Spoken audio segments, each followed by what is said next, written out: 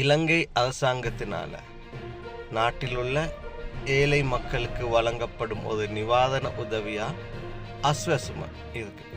இது மாதாந்தம் குறிப்பிட்ட தொகை அவங்களோட பேங்க் அக்கௌண்ட்டுக்கு விழுகும்.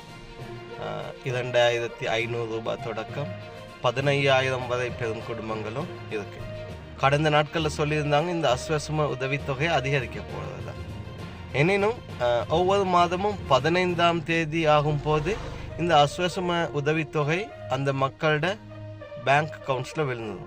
ஆனால் இந்த முறை நேற்றைய தினம் 21ஆம் தேதி ஆகும் வரையிலும் அந்த அஸ்வசும உதவித்தொகை அந்த குறிப்பிட்ட குடும்பங்களின் அக்கௌண்ட்டில் விழுகலை அப்படின்றது தான் நாங்கள் கேள்விப்பட்டோம். நேற்றைய தினமாகும் போது மக்கள் சொல்லியிருந்தாங்க, நீங்கள் கூட்டி ஒன்றும் தர வேணாம், இருக்கிற அமௌண்ட்டை சரி தந்துடுங்க ஐயா, அந்த மாதிரி பேசியிருந்தாங்க. எனினும் இன்றைய தினம் உதயமாகும் போது அனைத்து குடும்பங்களின் வங்கி கணக்குகளிலும் அந்த குறிப்பிட்ட தொகை அவங்களுக்கானது விழுந்திருக்கு அப்படின்னு தான் காலையிலே நாங்கள் கேள்விப்பட்டோம்.